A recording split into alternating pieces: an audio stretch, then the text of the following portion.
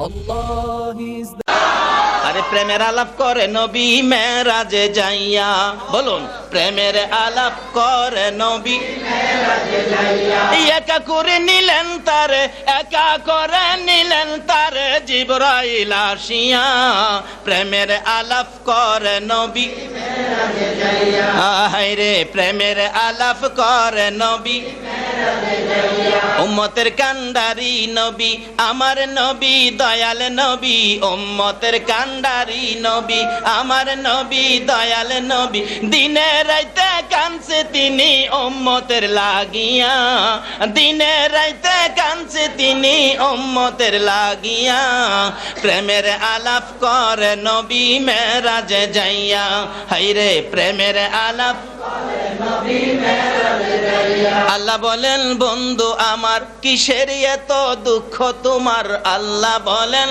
বন্ধু কিসের এত দুঃখ তোমার, দয়ার সাগর আছে আমার দেখো না চাইয়া, দয়ার সাগর আছে আমার দেখো না চাইয়া, প্রেমের আলাপ করে নবী মেরাজে যাইয়া, হায়রে প্রেমের আলাপ করে নবী মেরাজে যাইয়া, আরশেতে নিলেন যারে অতি আপন বন্ধু করে, আরশেতে নিলেন যারে অতি আপন বন্ধু করে, জান্নাতেরই চাবি দিলেন তাকে বুঝাইয়া, জান্নাতেরই চাবি দিলেন তাকে বুঝাইয়া, প্রেমের আলাপ করে নবী মেরাজে যাইয়া, হায়রে প্রেমের আলাপ করে নবী মেরাজে যাইয়া।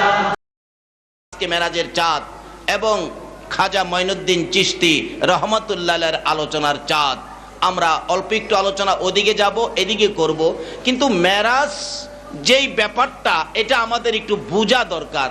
আমার নবী এত উপরে যায়া মাওলার সাথে আলাপ করার প্রয়োজন কি ছিল? আচ্ছা আমি আপনাদের কাছে জানতে চাই যে আলাপগুলি আমার নবী কাবা কাউসাইনে বসে আল্লাহর সাথে করেছেন, এই আলাপগুলি কি মদিনার পাহাড়ে বসে করতে পারতো না? মক্কার পাহাড়ে বসে করতে পারতো না?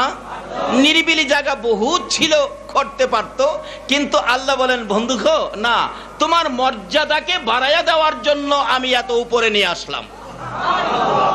কারণ আদম নবী প্রথম আসমানে, আমার নবী যদি থাকে মদিনার পাহাড়ে, তাইলে আমার নবীর চাইতে আদমের দাম কি হবে? বেশি হবে। ইব্রাহিম নবী সপ্ত আকাশে, আমার নবী যদি থাকে প্রথম আসমানে, তাহলে ইব্রাহিম নবীর দাম কি বেড়ে যাবে। এই জন্য আমার আল্লাহ বলেন সকল নবীর সেরা নবী, এটা আমি সব ব্যাপারে পরিচয়ের জন্য বন্ধুগো তোমাকে এমন জায়গায় সফর করাইলাম যেখানে কোনো নবী রাসূল এমনকি কোনো ফেরেশতা পর্যন্ত যাওয়ার সুযোগ না। কিন্তু কেন ঘটাইলেন? একটা কারণ নয়, বহু কারণ। এখন বিজ্ঞান দেশের মধ্যে বিমান আবিষ্কার করছে, রকেট আবিষ্কার করছে, তারা উপরে উঠা যায়। আল্লাহ কয় আমার হাবিবকে যদি এত উপরের সফর আমি না করাইতাম তাহলে আমার হাবিবের উম্মতের কষ্ট হইতো। কেন? তারা লজ্জা দিত। আমরা বিজ্ঞান, নবী মানি না, আল্লাহ মানি না, আমরা তো আকাশ পথে কত দূরে যাইতে পারছি, তোমরা কি পারছো? এই সুযোগ বন্ধ করে দিলেন আমার নবীকে সফর করায়া। জোরে বলুন সুবহানাল্লাহ। সকল বিজ্ঞানের মাথা ভেঙে দিয়েছে আমার নবীর মেরাজ। জোরে বলুন সুবহানাল্লাহ। বিজ্ঞান কোত্থেকে পাইলা? আজকে বিশ্বজুড়ে বিমান দিয়ে মানুষ সফর করে, বিমান দিয়ে। বিমানের ইতিহাস খুলুন। আমার নবীর মেরাজের সফরের আগে এই পৃথিবীতে কোনো বিমান ছিল না। বিজ্ঞানকে জিজ্ঞেস করলে বিজ্ঞান বলবে বিমান আবিষ্কার করেছি নবীর মেরাজ থেকে। কিভাবে? আমরা শুনেছি বারাকনা হাওলাহু, বারাকনা হাওলাহু। বুরাক নামের একটা বাহন, এটা হাওয়ার উপরে চলে। আল্লাহু আকবার কোন। বুরাক নামের একটা বাহন কোরআন শরীফে শুনেছি হাওয়ার উপরে চলে। তারা এই বুরাকের ব ধরছে, বুরাকের ব একটা অক্ষর ধরে এর মধ্যে চিন্তা ফিকির চেষ্টা শুরু করে দিলেন। এই বুরাকের ব ধরে চিন্তা করতে করতে দেখে এই ব সংযুক্ত একটা বাহন এটা হাওয়ার উপরে চলতে পারে। বারাকনা হাওলাহু, কোরআন শরীফ। বিজ্ঞান এই বুরাকের ব ধরে চিন্তা ফিকির করতে করতে বিমান বানাইছে। সুবহানাল্লাহ। তারপরে শুনেছে এই বিমান দিয়ে বেশি দূরে যাওয়া যায় না, বিমান দিয়ে মাত্র সিদরাতুল মুনতাহা, সিদরাতুল মুনতাহার থেকে আর একটু দূরে চলে গেলেন নবীজি, যেটা আরো দ্রুত গতির রাস্তা। যেমন পৃথিবীতে বিজ্ঞান বিমান দিয়ে মাত্র সৌদি যায়, ইটালি যায়, আমেরিকা যায়, কিন্তু চাঁদে যাইতে গেলে বিমানে হয় না। বলুন কি লাগে? রকেট। রকেট। বিজ্ঞান শুনেছে নবীজি বিমান দিয়ে বেশি উপরে যায় নাই, মাত্র সিদরাতুল মুনতাহা। আচ্ছা বলুন তো সিদরাতুল মুনতাহাটা কতটুকু দূরে আছে? এখান থেকে প্রথম আসমান 500 বছরের রাস্তা। প্রথম আসমান পুরা আছে 500 বছরের রাস্তা। এইভাবে 500 বছরের রাস্তা করে আসমান, 500 বছরের রাস্তা করে জমিন, 7 আসমান 7 জমিন। কত শত বছরের রাস্তা হলো? 7000 বছরের রাস্তা হলো। ওই এখান থেকে 7 আসমান পার হইয়া শেষ আসমান যতটুকু দূরে আছে, ওখান থেকে ততটুকু দূরে আছে সিদরাতুল মুনতাহা। তাহলে কয় হাজার বছরের রাস্তা? 14000 বছরের রাস্তা। আমার নবী গেলেন বিমান দিয়ে, অর্থাৎ বুরাক দিয়ে। তার থেকে আল্লাহর বাড়িতে যাবে, একবারে আল্লাহর সাক্ষাতে পৌঁছবেন যেই বাহনটা দিয়ে, এই বাহনটার নাম হলো রফরফ। এটার গতি পাওয়ার বুরাকের চাইতে কি? বুরাকের চাইতে ঘুমিয়েছেন? বুরাকের চাইতে রফরফের পাওয়ার কি? এই বিজ্ঞানীরা তারা রফরফের র ধরছে, র ধরে চেষ্টা ফিকির করতে করতে দ্রুত গতির যানবাহন রকেট বানাইছে। এই বিজ্ঞানী, কিসের বাহাদুরি তোমরা করো? সকলের বাহাদুরি আমার নবীর কদমের তলে। জোরে জোরে বলুন সুবহানাল্লাহ। আজকে সেই নবী মেরাজ যাবে, এই চাঁদ। আসুন আমরাও নবীর সঙ্গে যাব। যাইতে রাজি আছেন না? কিভাবে যাবেন? রাস্তা করে দিবে আমার নবী। যেই আসুন নবীর মেরাজের কারণটা কি? কারণ হলো বিশ্বের বাজারে মুসলমানদের মাথা উঁচু রাখার জন্য আমার নবীকে এই বড় সফরের ব্যবস্থা করিয়েছেন। তার কারণ ইতিহাসে পাই এক ঘটনা। এই ঘটনা কি ঘটনা ঘটেছে? এক হিন্দু ভদ্রলোক আকাশপথে উড়াল দেয়। একটা মানুষ যদি আকাশে উড়াল দিতে পারে, বলুন এটা কি আশ্চর্য ঘটনা না? হিন্দু ভদ্রলোক সেই আকাশপথে উড়াল দেয়, আর মানুষ খুশি আকাশপথে উড়াল দিতে পারে, ইতিহাসের ঘটনা। আরেকদিন বলতেছেন আগামী শুক্রবার দিন মুসলমানদের মসজিদের উপর দিয়া উড়াল দিয়া যাবে, মুসলমানদের। আর হিন্দুর ভদ্রলোকরা তো হাততালি দিলেন, হা হা হা, আমাদের ধর্মের কি পাওয়ার! আমাদের ঠাকুর কর্তা মসজিদের উপর দিয়া উইরা যাবে। আচ্ছা এই কথা বললে মুসলমানদের মনটা কষ্ট হবে কিনা? এই কষ্ট যাতে পৃথিবীতে মুসলমানদের না হয়, সেই জন্য আমার নবীকে এই বড় সফরের ব্যবস্থা করেছেন। যে সফরের ব্যবস্থা করেছেন, পৃথিবীর কোন জাতি, কোন নবী, কোন ফেরেশতা পর্যন্ত এই সফর করার সুযোগ পায় না। নবী যেমন শ্রেষ্ঠ, উম্মত শ্রেষ্ঠ, কোথাও যেন নবীর উম্মতের মাথা নত করতে না হয়, সেই ব্যবস্থাটুকুন করে দিয়ে গেছে। তারপরে সকল মুসলমান ছেলেরা মিলে বলতেছেন ইমাম সাহেব হুজুরকে বলতেছেন, হুজুর ঠাকুর কর্তা নাকি আমাদের মসজিদের উপর দিয়ে উইরা যাবে, এটা আমরা মানতে পারি না, এটার একটা ব্যবস্থা আপনার করতে হবে।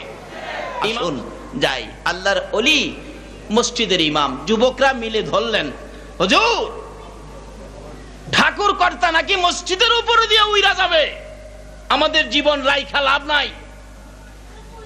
আজকে হুজুর ছাড়তাছি না আপনাকে, এইটা বন্ধ করতে হবে। আল্লাহর ওলিদের ক্ষমতা আছে কিনা? পৃথিবীতে এমন কিছু ঘটবে বিদায় আমার নবীরে এমন সফর করাইছে, এই সফরের দিয়ে তুলনা দিয়ে এই সফর করার ক্ষমতা আর কাউরে দেয় না।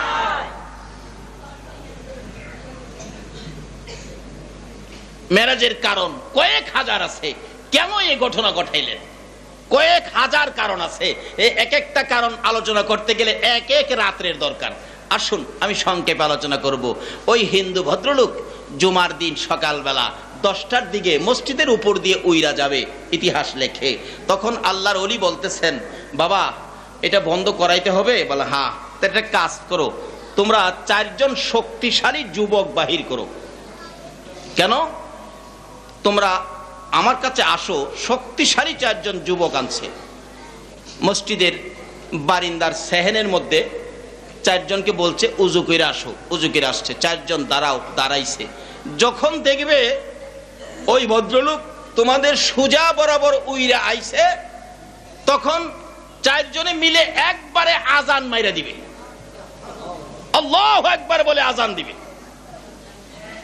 কারণ মানুষ কোনোদিন উড়তে পারে না, মানুষ কোনোদিন উড়তে পারে না। আচ্ছা বলুন তো, মানুষ যদি উড়তে পারতো তাহলে আমরা কি উড়া যাইতাম না কোথাও? মানুষ উড়তে পারে না। আল্লাহর ওলি বলতেছেন, ইবলিস আইসা ওই ঠাকুর কর্তারে কাঁধে নেয়, ইবলিসের কাঁধে লইয়া ইবলিসে উড়ে। কিন্তু তোমরা এটা প্রমাণ করবে কিভাবে? যখন আজান দিবে, আজান দিলে ইবলিসের গায়ে আগুন লাগে, তখন নিজের জান বাঁচাইবো না ঠাকুরের জান বাঁচাইবো?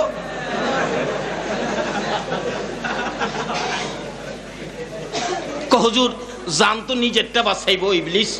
তাহলে তোমরা 4 জন উপরে আসতে একবারে আজান দিবি, তাইলে কারবার শেষ হয়ে যাবে। যুবক তো উজুডুজু কইরা দাঁড়াইছে। আয় বাবা যুবক আসো না, তোমরা ডাক দিলে যে আল্লাহ কত খুশি হয় তোমরা তো জানো না। একটা যুবক যদি একবার আল্লাহ বলে ডাক দেয়, এই যুবকের ডাকটারে আল্লাহ 70 বার জবাব দেয়। আল্লাহু আকবার বলে যখন আজান মাইরা দিল, ইবলিস কয় তোমার জান বাঁচামু না আমার জান বাঁচামু? ঠাকুর কর্তা তো উপর থেকে পইরা পাকার মধ্যে একবারে সালাত হয়ে গেছে। এই কিসিমের ঝামেলা পৃথিবীতে হবে বিদায় মুসলমানদের শির উঁচু রাখার জন্য আমার নবীকে এমন এক সফর গঠাইছেন, যেই সফর আর কেহ করতে পারে। শুধু এটাই নয়, আরো বহুত কারণ আছে। নবীকে মেরাজ করানোর কারণ বহুত কারণ আছে, এদিকে যাই না। আসুন, যেই নবী এই চাঁদে রওনা হবেন, যেই চাঁদের নাম রজব, আমার নবী মেরাজ করেছেন এই চাঁদে। বলুন তো নবী করেছেন না আল্লাহ করাইছেন? আল্লাহ যে করাইছেন এটা প্রমাণ পাওয়া যায় কোরআন শরীফে। আল্লাহ নিজে বলেছেন সুবহানাল্লাযী আসরা। সুবহান, সুবহান শব্দ উচ্চারণ করেছেন আল্লাহ। কেন? এটা একটা আশ্চর্য সফর হয়ে গেছে। সফরটা কি হয়ে গেছে? আশ্চর্য সফর। কিন্তু কেন আশ্চর্য সফর ঘটাইলেন? আল্লাহ নিজেই এই সফরে আশ্চর্য হয়ে নিজেই কোরআন শরীফে ঘোষণা দিলেন সুবহান। কি বললেন? আমরা পৃথিবীতে আশ্চর্য কোনো কিছু হইলে আমরা শুনলে কয় কি সুবহানাল্লাহ, আশ্চর্য খবর। আচ্ছা, আজকে আপনাদের চট্টগ্রামের কোন একটা ব্যক্তি যদি 3 দিন পর্যন্ত সাগরের পানির নিচে থাকে, 3 দিন পরে উইঠে আসে, এই খবরটা শুনলে আপনারা কি বলবেন? সুবহানাল্লাহ কইবেন না? আচ্ছা, আপনাদের চট্টগ্রামের 7 তলার উপর থেকে একটা ছেলে যদি রাস্তার উপর পইরা যায়, আবার যদি ওইটা 7 তলায় উইটা যায়, এই খবরটা শুনে আপনারা কি কইবেন? সুবহানাল্লাহ। 7 তলার থেকে পইরা আবার কিভাবে 7 তলায় গেল, এটা আশ্চর্য হইয়া সুবহান কইবেন না? আমার আল্লাহ কয় আমার নবীর এই অল্প সময়ে এত লম্বা সফর কিভাবে হইল, আল্লাহ নিজে গঠায়া নিজে আশ্চর্য হইয়া নিজেই কোরআন শরীফে বলেছে সুবহান। কি সফর? সুবহানাল্লাযী আসরা। আল্লাহু আকবার। আমার হাবিবের, আমার বন্ধুর এমন এক সুন্দর আশ্চর্যজনক সফর হয়েছে, যেটার ব্যাপারে আমি নিজেই আশ্চর্য। কেন? এরকম সফর আর কারো বেলায় আর হবেও না। বিআবদিহি লাইলাম, রাত্রের বেলা। বলুন কোন সময়? আজকে আপনারা গড়বাড়ি সাইরাজে মাহফিল আইছেন, রাত্রে না দিনে? এই মেরাজের আলোচনা শুনতে যারা আসছেন, আজকে মেরাজের খাতায় আপনাদের নাম তোলা হবে। বাড়িঘর সাইরা সব সাইরা আসেন নাই, দাওয়াত করেছেন নবীজিকে কে? বন্ধু মনে বড় দুঃখ, বড় ব্যথা দেখা যায়। আসুন বেড়াইয়া যান। আমার নবী বলেন, প্রভু গো, আমি যে বেড়াইতে যাব, ঘুম থেকে উঠে যদি আমার উম্মতের আমাকে না দেখে, আবু বকর যদি আমাকে না দেখে পাগল পাগল হয়ে যাবে, ওমর যদি আমাকে না দেখে তরবারিটা নিয়ে বাহির হয়ে যাবে। প্রভু, আমার হাসাইন আর হুসাইন যদি আমাকে না দেখে গো, না না না না বলে কাঁদবে। আমার আল্লাহ বলেন, বন্ধু চিন্তা করবেন না, আমি সব গুম পাড়াইয়া রাখবো। সব কি করব? সব গুম পাড়াইয়া রাখবো। বন্ধুর সাথে বন্ধুর প্রেমের আলাপ হবে। জোরে জোরে কন্যা সুবহানাল্লাহ। আরে প্রেমের আলাপ করে নবী মেরাজে যাইয়া, বলুন প্রেমের আলাপ করে নবী মেরাজে যাইয়া। একা করে নিলেন তারে, একা করে নিলেন তারে জিবরাইল আসিয়া, প্রেমের আলাপ করে নবী মেরাজে যাইয়া। হায় রে প্রেমের আলাপ করে নবী মেরাজে যাইয়া। উম্মতের কান্ডারি নবী, আমার নবী দয়াল নবী, উম্মতের কান্ডারি নবী, আমার নবী দয়াল নবী। দিনে রাইতে কাঁদছে তিনি উম্মতের লাগিয়া, দিনে রাইতে কাঁদছে তিনি উম্মতের লাগিয়া, প্রেমের আলাপ করে নবী মেরাজে যাইয়া। হায়রে প্রেমের আলাপ করে নবী মেরাজে যাইয়া। আল্লাহ বলেন, বন্ধু আমার কিসের এত দুঃখ তোমার? আল্লাহ বলেন, বন্ধু কিসের এত দুঃখ তোমার? দয়ার সাগর আছে আমার দেখো না চাইয়া, দয়ার সাগর আছে আমার দেখো না চাইয়া, প্রেমের আলাপ করে নবী মেরাজে যাইয়া। হায়রে প্রেমের আলাপ করে নবী মেরাজে যাইয়া। আরশেতে নিলেন যারে অতি আপন বন্ধু করে, আরশেতে নিলেন যারে অতি আপন বন্ধু করে, জান্নাতেরই চাবি দিলেন তাকে বুঝাইয়া, জান্নাতেরই চাবি দিলেন তাকে বুঝাইয়া, প্রেমের আলাপ করে নবী মেরাজে যাইয়া। হায়রে প্রেমের আলাপ করে নবী মেরাজে যাইয়া। আমি বলতে চাই, যে কথাগুলি কাবা কাউসাইনে বসে 27 বছর আলাপ করেছেন, এই কথাগুলি কি মক্কা মদিনায় বলতে পারতেন না? আল্লাহ বলেন, বন্ধু গো, এটা বলতে পারতাম, কিন্তু তোমাকে এত উপরে নেওয়ার পিছনে অনেক কারণ আছে, অনেক কারণ আছে। এর এক একটা কারণ আলোচনা করলে এক এক রাতের দরকার। সংক্ষেপ করছি। আল্লাহ বলেন, বন্ধু দাওয়াত গ্রহণ করো। আমার নবী বলেন, প্রভু গো, আমি চলে গেলে আমার উম্মতেরা এতিম হয়ে যাবে। নবী উম্মতের দরদি কি না? নবী উম্মতের কিভাবে বুঝবেন? মা আয়েশা সিদ্দিকা রাদিয়াল্লাহু তাআলা আনহা বলেন, আমি একদিন দেখি গভীর রাত্রে আল্লাহর বন্ধু বিছানায় বসে বসে কান্দে, চোখের পানি দিয়ে জামা ভিজতেছে। মা আয়েশা বলেন, বিছানার কিনারে বসে সাহস পাই না কি বলে প্রশ্ন রাখবো। হঠাৎ বলে ফেললেন, ইয়া রাসূলুল্লাহ, মনে দুঃখ নিবেন না, জানতে চাই কেন কান্দেন? হুজুর, আপনি কি এই বিছানাটার মধ্যে শুয়ে কষ্ট পান, সেই জন্য বুঝি কান্দেন? আমার নবী বলেন, আয়েশা রে, না না, বিছানার জন্য নয়। তাহলে বালিশটার মধ্যে মাথা দিয়ে শুয়ে ঘুমাইতে বুঝি কষ্ট হয়? যেহেতু চামড়ার ভেক তোলা নাই, ফম নাই, কয়েকটা খেজুর পাতা মাত্র। হুজুর, এই বালিশে মাথা দিয়ে ঘুমাইতে বুঝি কষ্ট হয়? আমার নবী বলেন, আয়েশা রে, না না, সেজন্য নয়। তাহলে বুঝেছি জীবনে কোনোদিন বাবা কইয়া ডাকতে পারেন নাই, বাবার কথা বুঝি মনে হয়ে গেছে।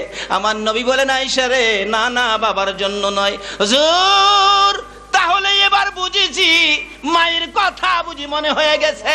আমার নবী বলেন, আয়েশা রে, না না, বিছানার জন্য নয়, বালিশের জন্য নয়, বাবার জন্য নয়, মায়ের জন্য নয় রে আয়েশা। আমি এই গভীর রাত্রে কান্দি আমার গুনাহগার উম্মতের জন্য। মেরাজের চাঁদ রওনা হবেন নবী, দাওয়াত করলেন কে? রজব চাঁদের দিন তারিখটা কোনটা করেছিল? 27 তারিখ। এই রাত্র 26 দিবাগত রাত্রটা হয় 27। নবীজি মন ভর্তি ব্যথা, উম্মতের চিন্তা, উম্মতের ব্যথা নিয়ে দাওয়াত পেলেন আল্লাহর, রওনা হলেন নবীজি, সকল ব্যথা লইয়া রওনা হইছে। ভাই সাহেব, আমার বড় ভাই হযরত মাওলানা আবু সুফিয়ান সাহেব বলেছিলেন আমরা হজে গেলে এই সেই কত কিছু বইলা দেয়, কিন্তু আমার নবী সকল উম্মতের ব্যথা গাঠুরি বানাইয়া রওনা হইছে। 27 তারিখ দিবাগত রাত, 26 তারিখ দিবাগত রাত, দাওয়াতের তারিখ। আশ্চর্য সফর করবেন নবী, আল্লাহ নিজে ঘোষণা দিলেন আমার বন্ধুর সফর শুরু হবে রাত্রে না দিনে। বলুন, রাত্রে না দিনে? সব ঘুম পাড়াইছে, সব ঘুমাও, আমার বন্ধু এখন আমার কাছে আসবে, তোমরা ঘুমাও। জিবরাইলকে ডেকে ডেকে বললেন, জিবরাইল যাও, আজকে আমার বন্ধু আসার তারিখ, তো তুমি আমার বন্ধুকে নিয়ে আসো। জিবরাইল বলেন, প্রভু গো, কি দিয়ে আনবো আপনার বন্ধুকে, কি দিয়ে আনবো? আল্লাহ বলেন, যাও, আমার বন্ধুকে আনার জন্য 40,000 বুরাক আমি আল্লাহ বানাইয়া রাখছি। কয় হাজার? 80,000 বছর আগে 40,000 বুরাক বানাইছে। কয় হাজার বছর আগে? প্রশ্ন করতে পারেন, হুজুর এত আগে বানান দরকার কি? যেদিন নবী গেছে এদিন বানাইলেই হয়। আচ্ছা কোন তো, আপনাদের এলাকায় যদি কোনো মন্ত্রী মিনিস্টার আসে, তাহলে গেটগুলি কি মন্ত্রী আইবার আগে বানায় না 1-2 দিন আগেতেই লাগায়? 8 দিন আগেতে গেট লাগায়, গেটের মধ্যে নাম লেখা দেয়, প্রাণ ডালা, অভিনন্দন, শুভেচ্ছা, স্বাগতম, এই সেই, এরকম কয় না? দুনিয়ার সাধারণ মন্ত্রী আইলে যদি 8 দিন আগে আপনি গেট বানায়া এটার খবর জানাইতারেন, আল্লাহ যার উসিলাই কুল কায়নাত, এই বন্ধু আমার বাড়িতে আসবে, আমি 80,000 বছর আগে 40,000 বুরাক বানায়া রাখছি। এন প্রশ্ন আসতে পারে, হুজুর নবীরে তো 1 বুরাকে নিছে, বুরাক একটা বানাইলেই হয়। আচ্ছা আমি জানতে চাই, মন্ত্রী আসবে ট্রেনে, আপনারা ট্রেন থেকে মন্ত্রী আগায় আনার জন্য 500 হোন্ডা পাঠাইছেন, আচ্ছা একটা হোন্ডা পাঠাইলেই তো হইতো। আচ্ছা 500 হোন্ডা যদি স্টেশনে দাঁড়ায়, মানুষে জিগাইতো না ব্যাপার কি, ব্যাপার কি, জিগাইতো না? যখন এইভাবে আয়োজন করেছেন, রহমতের ফেরেশতারা বলছেন, খুদা গো ব্যাপার কি? আল্লাহ কই, খবর পাস না আমার বন্ধু আইব। আল্লাহু আকবার। ফেরেশতারা আরজ করেন, প্রভু গো তোমার বন্ধুরে দেখাইবানি, তোমার বন্ধুরে। আল্লাহ দোয়া কবুল করেছেন, আসুন সামনে বাড়ি, নাকি কষ্ট হবে? জিবরাইল ডেকে ডেকে বলেন, প্রভু গো তোমার বন্ধুর কি দিয়ে আদমো? আমার আল্লাহ বলেন, জান্নাতে যাও, যাইয়া দেখো বুরাক অপেক্ষা করতেছে। জিবরাইল বলেন, রওনা হলাম, যাইয়া দেখি বিরাট বড় ঘর। কেমন ঘর, কিসের ঘর, এটা আলোচনা করলে রাত্রের দরকার। ঘরের কিনারে যাইয়া দেখে বুরাকগুলি দাঁড়াইয়া রইছে, কেউ শুইয়া থাকে নাই, সবাই আনন্দ দাঁড়াইয়া অপেক্ষায় আছে কোন সময় নবীরে পিঠে বসাবো। এই নবীর জন্য সকল সৃষ্টি পাগল কিনা বলুন তো? আচ্ছা এই নবীর জন্য পাগল হইলে লাভ হবে না লস হবে? মদিনার ইতিহাস খুলুন, যেদিন আমার নবী মক্কা থেকে হিজরত করে মদিনায় যাবেন, মদিনার লোকেরা পাগল পাগল হয়ে যায়, মদিনার শিশুরা পাগল পাগল হয়ে যায়, এমনকি মারকুলের শিশুরা পর্যন্ত খুশিতে আত্মহারা হয়ে যায়। একটা মহিলা, যিনি কিতাবে আসছে, আবু আইয়ুব আনসারীর বিবি, গরিব মানুষ ছিলেন। আবু আইয়ুব আনসারীর বিবি সেজদায় পড়ে পড়ে কান্দে, মাউত আমি গরিব মানুষ, তোমার বন্ধুর একটা কদম আমার বাড়িতে লাগাইয়া নিও। সকাল থেকে সন্ধ্যা পর্যন্ত কান্দে, উড়ান বাড়ি পরিষ্কার করে, ঝাড়ু দেয় পরিষ্কার করে, আর কান্দে, আমি গরিব মানুষ, আমি তো তোমার বন্ধুকে জায়গা দিতে পারবো না, তোমার বন্ধুকে তো আমি আনতে পারবো না, যেহেতু আমি গরিব। বড় বড় লোকেরা অপেক্ষায় আছে, ধন সম্পদ বন্ধুকে দিয়া দিবে, আমি তো কিছুই দিতে পারবো না। মাবুদ গো, আমি 2টা চোখের পানি দিলাম গো মাবুদ, এই চোখের পানির উসিলাই তোমার বন্ধুর একটা কদম আমার বাড়িতে লাগাইয়া নিও। আমার আল্লাহ বলেন, আবু আইয়ুব আনসারীর বিবি রে, তোর চোখের পানিতে আমার আরশ ভিজা গেছে রে। কার আমার বন্ধুর প্রেমে আর কত কাঁদবি? আমার নবী মদিনার সীমানার কাছাকাছি যাওয়ার পরে আমার আল্লাহ বলেন, বন্ধু গো, তুমি ইচ্ছা করে কারো বাড়িতে তুমি ঢুকবা না, লোকেরা সব পাগল তোমাকে নেওয়ার জন্য। তুমি যদি একজনের বাড়িতে যাও আরেকজন কষ্ট পাবে, তুমি ইচ্ছা করে কাউরে কষ্ট দিতে পারো না, যেহেতু তোমার নাম রাহমাতাল লিল আলামিন। হ্যাঁ নবী জিবরাইল খবর দিলেন, আপনি উটনির উপর ভার দিয়ে দেন, উটনি যার বাড়িতে যাবে তার বাড়িতে। রাসূল বলেন, আমি ইচ্ছা করে কারো বাড়িতে যাব না, আমার উটনিটা যার বাড়িতে বসে আমি তার বাড়িতে যাব। আল্লাহু আকবার। এখন দোষ গেল সব উটের উপর, নবীর কোনো দোষ ত্রুটি আছে? আছে আছে নাই? সেই নবী আমরার নবী। মেরাজে যাইতে গেলে দোষ ত্রুটি নিয়ে যাওয়া যায় না। দোষ ত্রুটিওয়ালা নবী মেরাজ যাওয়া সম্ভব নয়। আমার নবীর কোনো গুনাহ নাই, অপরাধ নাই, দোষ নাই, ত্রুটি নাই। আমার নবী একবারে পরিষ্কার। আল্লাহু আকবার। নবী রওনা হবেন, এবার যাইতেছে উটনির পিঠের উপর। যাইতে যাইতে মদিনায় ঢুকে গেছেন, সামনে বাড়েন। একজন বলেন, হুজুর আমার বাড়িতে আসেন। না, উটনি যার বাড়িতে যা। এবারে পার হয়ে গেলে আরেকজন বলেন, হুজুর আমার বাড়িতে আসেন না, উটনি যার বাড়িতে যা। আবু আইয়ুব আনসারী দেখতেছেন নবীজি মদিনায় ঢুকে গেছে, দৌড়ায় যায় ডাকতেছে, বিবি কাঁদ রে, মন ভরে কাঁদ, ওই যে দেখা যায় আমার নবী আসতেছে। আবু আইয়ুব আনসারীর বিবি সেজদায় পড়ে কাঁদতে কাঁদতে মদিনার মাটি ভিজাইয়া দিছে। এবার আবু আইয়ুব আনসারীর বাড়ি কাছাকাছি আসার পরে আমার আল্লাহ ডাকে, উটনি রে, আমার বন্ধুর ভালোবাসায় মহিলাটা কাঁদতেছে রে, আমি সহ্য করতে পারি না রে, উটনি যা আমার বন্ধুরে লইয়া আবু আইয়ুব আনসারীর বাড়ির ভিতরে ঢুইকা যা। উঠানের মধ্যে ঢুকে গেল, উটনি বসে গেল। আবু আইয়ুব আনসারী দৌড়ে ঘরের ভিতরে যাইয়া ডাকে, বিবি বিবি রে, আর কান্দিস না, মাথা উঠাইয়া দেখ, তোমার উঠানে মক্কার সূর্য উদিত হয়ে গেছে। আরে মা আমিনার কুলে দেখো চাঁদ উঠেছে, বলুন, মা আমিনার কুলে দেখো চাঁদ উঠেছে, যাহারি প্রেমেতে জাহান পয়দা হয়েছে। হাইরে যাহারি প্রেমেতে জাহান পয়দা হয়েছে। যাই না ওদিকে, লম্বা ঘটনা বলতেছিলাম। আবু আইয়ুব আনসারীর বিবি গরিব হইয়া চোখের পানি দিয়ে আমার নবীরে পেয়ে ফেললেন। এইভাবে কান্দো নবীর জন্য, ভালোবাসাই কান্দো, নবী পেয়ে যাইবেন। বলতেছিলাম জিবরাইল ডাকতেছে জান্নাতের ভিতরে, বুরাকের ঘরের কিনারে যাইয়া, বুরাক আয়, নবীকে আনতে হবে। একটা বুরাক সামনে দাঁড়াইয়া বলেন, ও জিবরাইল, যেদিন থেকে আমাদের কি সৃষ্টি করা হয়েছে নবীকে আনার জন্য অপেক্ষায় একদিনও ঘুমায় না আমরা দাঁড়াইয়া রইছি, চলো। পিছনের বুরাক কয়, জিবরাইল আমিও দাঁড়িয়ে আছি, চলো। পিছনের বুরাক কয়, আমাকে নিবেন না, আমিও তো দাঁড়াইয়া রইছি। জিবরাইল বিপাকে পড়ে গেলেন, কাকে নিবেন কাকে না। জিবরাইল বলেন, হঠাৎ তাকাইয়া দেখি পিছনে একটা বুরাক একবারে কানতে কানতে দুইটা চোখ গা হয়ে গেছে, শরীরটা জীর্ণ শীর্ণ হয়ে গেল। জিবরাইল বলেন, কান্না দেখে আমার বড় মায়া হয়। পাশে গিয়ে প্রশ্ন করলাম, বুরাক রে, সবাই হাসি আনন্দ করে, তুমি কেন কান্দো? ওই বুরাক জবাব দেন, জিবরাইল, আজ থেকে 40,000 বছর আগে শুনেছি আমাদেরকে সৃষ্টি করেছে আখিরি নবীকে আনার জন্য। ও জিবরাইল, এদিন থেকে আমি কাঁদতেছি নবীকে নিয়ে আমার পিঠে বসাইতে পারি। কাঁদতে কাঁদতে চোখে গা হয়ে গেছে, জীর্ণ শীর্ণ শুকাইয়া গেছি।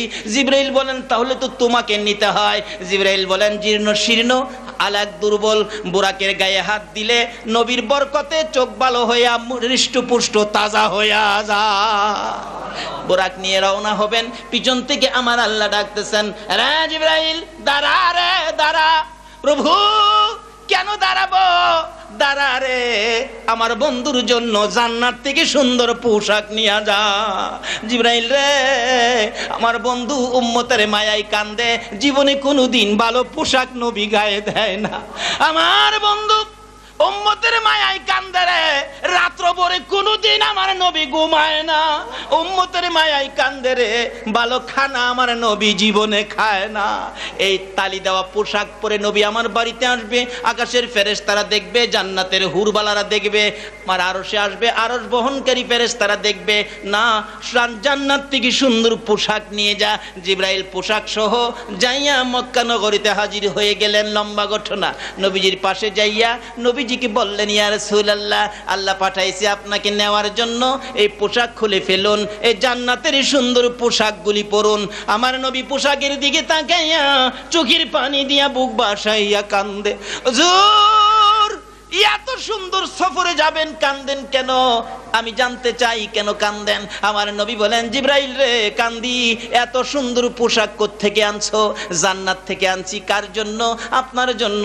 জিবরাইল রে, এত সুন্দর পোশাক আমি নবী গায়ে দিব, আমার উম্মতেরা কি গায়ে দিবে না? আরে জিবরাইল, এই পোশাক আমার উম্মতের জন্য যদি বাজেট না হয়, আমি রাসূল এই পোশাক গায়ে দিব না। এই নবীকে মায়া করা দরকার আছে কিনা? এই নবীর পক্ষে থাকা দরকার আছে কিনা? লম্বা ঘটনা।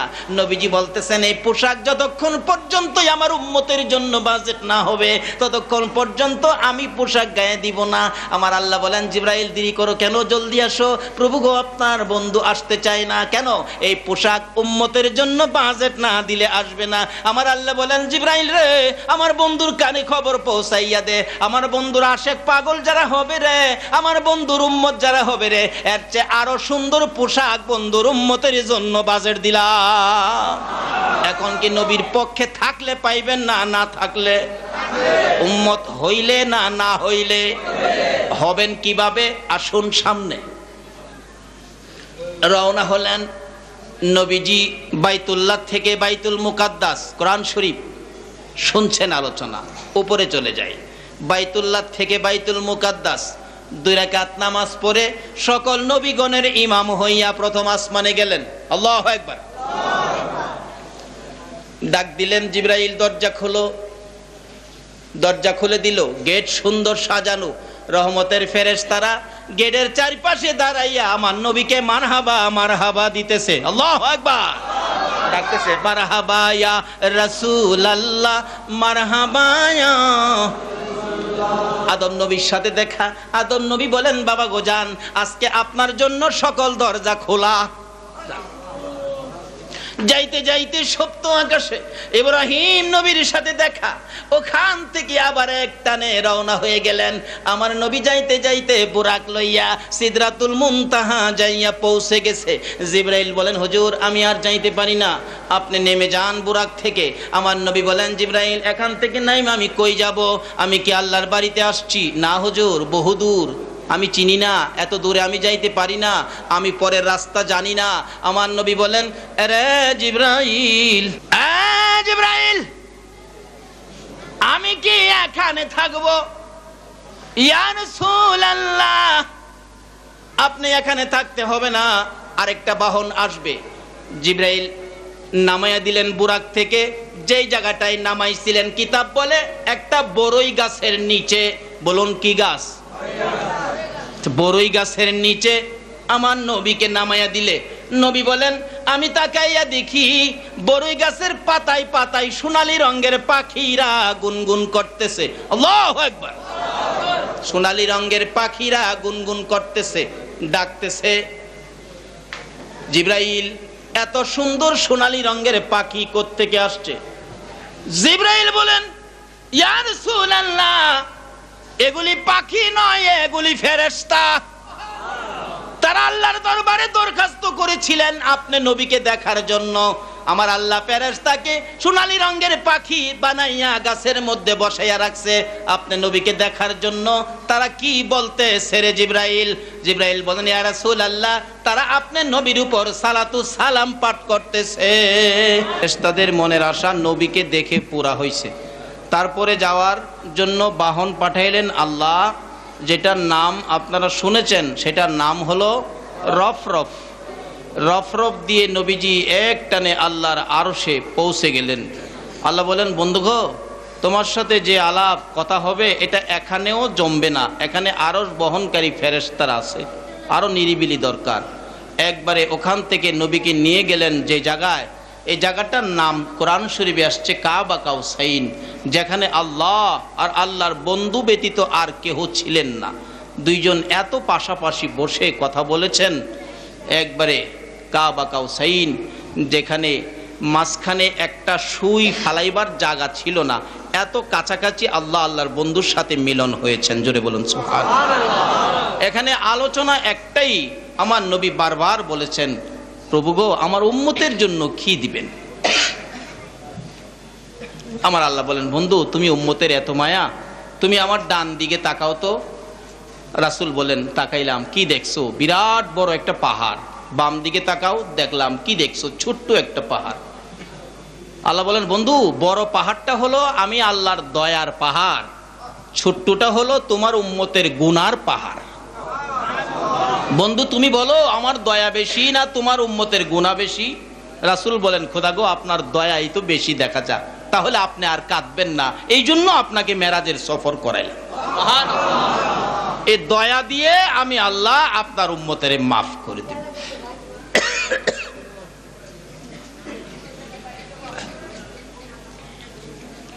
আসুন আমার নবীর এই সফর পুরা রোজগারটাই উম্মতের নাজাতের জন্য। নবীজি আসার সময় বললেন, প্রভু গো আমি তো আপনার সাক্ষাৎ পাইলাম, দ্বিধার করলাম আমার উম্মত কি করবে না। তখন এই নামাজের ব্যবস্থা করে দিলেন। নবীজি দুনিয়াতে এসে বলছেন, আসসালাতু মেরাজুল মুমিনিন। উম্মতেরা রে, আমি তো একবার মেরাজ করেছি, আমি তোমাদের জন্য এই মাওলার দিদারের ব্যবস্থা দৈনিক 5 বার করেছি। সুবহানাল্লাহ। কাজী আমরা নামাজের মাধ্যমে মাওলার দিদার করব। কিভাবে নামাজ দিয়ে মাওলার দিদার হয় এটা অন্যদিন আলোচনা হবে ইনশাআল্লাহ। আজকে আর সামনে বাড়তেছি না। আমার নবী আবার এই নামাজ নিয়ে ফিরে আসলেন। 6 নম্বর আকাশে আসার সাথে সাথে মুসা নবীর সাথে দেখা। মুসা নবী বলেন, ইয়া রাসূলুল্লাহ, আল্লাহর নবী গো আপনি যে আসলেন উম্মতের জন্য কি নিয়ে আসলেন? রাসূল বলেন, আমি উম্মতের জন্য 50 ওয়াক্ত নামাজ নিয়ে আইছি। মুসা নবী বলেন, খোদা গো তোমার বন্ধুরে 50 ওয়াক্ত নামাজ উম্মতের জন্য দিছো, এত নামাজ পড়তারবো? তুই আমার বন্ধুরে কস না। মুসা নবী কয়, ইয়া রাসূলুল্লাহ মনে দুঃখ নিবেন, একটা কথা বলি। কি কথা? আপনার উম্মত তো 50 ওয়াক্ত নামাজ পড়তে পারবে না, একটু কমায় নিয়ে আসেন। নবীজি কমানোর জন্য যাইতেছে, মুসা নবী এই ফাঁকে দিয়া চাইরিছে। আমার নবীরে আয়না বানায়া দেখতেছে। ওই যে আশা ছিল আল্লাহরে দেখবো, আল্লাহ কই তোর চোখে আমারে দেখা সম্ভব না, তবে তোর আশাটা তো আমি পুরা করব। আমার নবীরে আয়না বানায়া মুসা নবীর আশা পুরা হইছে। এই নামাজ ফিরে আনতে কমায় আনতে গেছে তো মুসা নবী চাই রয়েছে নবীরে আয়না বান, নবীর মাধ্যমে দেখে আল্লাহর সামনে পাশাপাশি যায় বসছে। বন্ধু কেন আসছো? আল্লাহ কয়, মুসা রে তোর আশা পুরা করলাম আমার বন্ধু। কারণ আল্লাহ তো বলছে মানুষের আশা আল্লাহ পুরা করবে বন্ধুর মাধ্যমে, কারণ তোর দ্বারা তোর পক্ষে সম্ভব নয়। বন্ধু কেন আসছো? নামাজ কমাইয়া দেন। আচ্ছা আমরা যে বেশি পড়তে পারবো না এটা কি আল্লাহ জানে না? এটা গুরানের কারণ হইল মুসা নবীর আশাটা কি পুরা করবে। আশা করেন না নবী দেখার, একদিন না একদিন স্বপ্নে হইলেও আমার আল্লাহ নবীকে একদিন দেখা। নবীকে যদি স্বপ্নেও দেখেন জাহান্নামের আগুন কি হবে? হারাম। কাজী এই রোজগারটা করেন, রজবের চাঁদ নবীর জন্য কান্দেন। আবু আইয়ুব আনসারীর বিবির মতো মহিলারা তোমরাও কান্দো, নবীর দিদার পেয়ে যাইবা। আমার নবী আসতেছে, আইসা গেছেন দুনিয়ায়। সকালবেলা বৈশা বলতেছেন সাহাবীদের সাথে, দেখো আমি তো মেরাজ করেছি, এইভাবে আল্লাহর দিদার করেছি, রাস্তার মধ্যে এই ঘটনা ঘটেছে। এই সর্বপ্রথম এই খবর যখন পৌঁছাইতেছেন, আবু জাহেল কয়, শোনো কইছিলাম যে মোহাম্মদের মাথা নষ্ট, ওই যে প্রমাণ হইল। কি কয় শুনো, এক রাত্রে বলে ওই বাইতুল্লাহ থেকে বাইতুল মুকাদ্দাস থেকে বলে প্রথম আসমান ও 7 আসমান পারিয়া বলে আল্লাহর আরশতে বলে কি লই আইছে। অহন বুঝছো? আবু জাহেলের একটা চামচা সিন, চামচা গো চাচা রাইট, আপনার কথাই ঠিক, মোহাম্মদ মাথা খারাপ, নাউজুবিল্লাহ কর না। এমন বড় বড় লিডাররা থাকে, চামচা থাকে না, এই চামচা ইহুদি ছিলেন। ইহুদি বাড়িত গিয়া কয়, বিবি হন, মোহাম্মদ মাথা খারাপ হইছে। এক রাইতে বলে কইতে কই কইতে কই কই কই কই বলে গেছে। তো মহিলা কয়, দেখো এই নবী মিথ্যা কথা কয় না, তুমি খামাখা বাড়াবাড়ি করো না। তুইও জুমুন হেই ফদ্দর সস। কিতাবে লেখে আল্লাহ তাকে বুঝানোর জন্য, শিক্ষা দেওয়ার জন্য কি ঘটনা ঘটাইছে। এবার মহিলা ওই ইহুদি লোকটা মাছ তরকারি কিনে বিবিরি দিয়া বলছেন, তুমি মাছ তরকারি কাটো, আমি গোসল করে আসি। গোসল করতে গেছে পুরুষ, ডুব দিয়া ওঠার পরে হয়ে গেছে লেডিস। আসিল পুরুষ, হয়ে গেছে কি, এখন দেখে পরনে কাপড়ও নাই। হাই হাই কি লজ্জায় পড়ে গেলাম রে। এমন সময় এক রাজকুমার রাজার ছেলে ঘোড়া দৌড়ে যাইতেছে। আগে তো বাহন ছিল, ঘোড়াই সবচেয়ে ভালো বাহন ছিল। ঘোড়া দেখা বলতেছে, এই মেয়েটা মনে হয় কোনো রাজার মেয়ে হবে, খুব সুন্দরী দেখা যায়। এই মেয়েটারে তার গায়ের চাদর দিয়া ঢাইকা বাড়িতে নিয়ে বিবাহ করছে। বিবাহ কইরা 27 বছর সংসার করছে, কয়েকটা পোলা মাইয়ার মাও হইছে। 27 বছর পরে আবার গোসল করতে আল্লাহর কুদরত কে বুঝে নদীতে ডুব দিছে। ডুব দিয়া উঠার পরে দেখে আবার পুরুষ হয়ে গেছে। চাই দেখে যে কাপড়টা ছিল, লঙ্গিটা ছিল, লঙ্গিও দেখা যায়। লঙ্গি লই আর বদলাইছে না, এমনি দৌড় বাড়িতে। বাড়ির সামনে যায় ডাহে, ও পোলার মা, পোলার মা বাড়িতে আসোস না 27 বছরে মইরা গেছস? মহিলা কয়, এই পাগল কয় কি রে, আমারে মাছ দিয়া গোসল করতে গেছে, কয় 27 বছর বলে। বাড়িতে গিয়া দেখে মহিলা ওখানে মাছ কাটে। তুই ওখানে মাছ কাটস, মরছস না ওখানে? কই কি লেগে মরতাম? কই আমার খবর জানোস কি, ডুব দিছি, মহিলা হইছি, আরেক রাজার পোলার বউ হইছি, 27 বছর সংসার করছি, স্বামীর সংসার, কয়েকটা পোলা মায়ার মা হইছি, আবার গোসল করে পুরুষ হইছি। 27 বছর পর আয়া দিহি তুই এখনো মাছ হই কাটস। মহিলাকে কয় কি, আমার মাছ কাটার মধ্যে তোমার 27 বছর যদি পার হইতে পারে, তাহলে এক রাতের কিছু সময় কি নবীর মেরাজ হইতে পারে না? সংক্ষেপ আলোচনা দোয়া হয়ে যাবে। এবার মহিলাকে অহন বুঝছো, বেটা দৌড়ে গিয়া কয়, আবু জাহেল, মুহাম্মাদের কতই রাইট। আবু জাহেল কয় কি, তাহলে রাখ, আমি একটা প্রশ্ন করব যায়া। কি? আমার নবীরে প্রশ্ন করে, ভাতিজা তুমি কি সত্যিই এই রাত্রে এখানে কাবার থেকে বাইতুল মুকাদ্দাস গেছো? ক চাচা গেছি। আচ্ছা, তুমি যদি বাইতুল মুকাদ্দাস গিয়ে থাকো, তাহলে বলো তো বাইতুল মুকাদ্দাসের মসজিদের দরজা কয়টা, জানালা কয়টা, দরজার সিঁড়ি কয়টা, জানালার রড কয়টা? আচ্ছা, এই মসজিদে যারা ইমামতি করে হেরানি কইতে পারবো গ্রিলের রড কয়টা আছে? আবু জাহেলের প্রশ্ন মানে নবীরে আটকাইবো আর কি। আমার নবী তো আবু জাহেলের পাই চায় রইছে, চাচা এটা একটা প্রশ্ন করলেন, আমি কি বেড়াইতে গেছি, আমি কি জানালা গনতে গেছি? কয় না, যদি গিয়ে থাকো তাহলে যদি কইতে পারো তাইলে মনে করব তোমার যাওয়াটা সত্য। আল্লাহ কয়, জিবরাইল জি, পুরা বাইতুল মুকাদ্দাসটা উঠাইয়া আমার বন্ধু চোখের সামনে ধরে রাখ। নারে তাকবীর, নারে রিসালাত, নারে গাউসিয়া।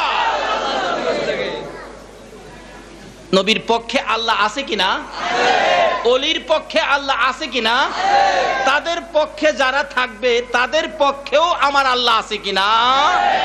যাই হোক, এবার আমার নবী চায়া দেখে একবারে বাইতুল মুকাদ্দাস চোখের সামনে গনে গনে বলতেছেন, চাচা একটা, দুইটা, তিনটা হলো সামনের দরজা, উত্তর দিকে একটা, দক্ষিণ দিকে একটা, 5টা দরজা, 60টা জানালা, এক একটা জানালায় 9টা কইরা রড।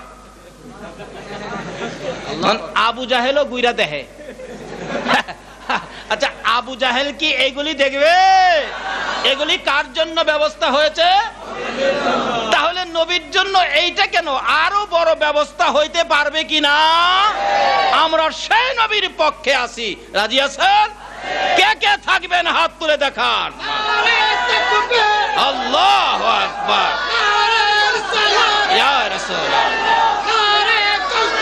ইয়া গাউসুল আজম দস্তগীর, জিন্দাবাদ জিন্দাবাদ জিন্দাবাদ জিন্দাবাদ। মাশাআল্লাহ। ঘরে ঘরে যা, ঘরে ঘরে যা।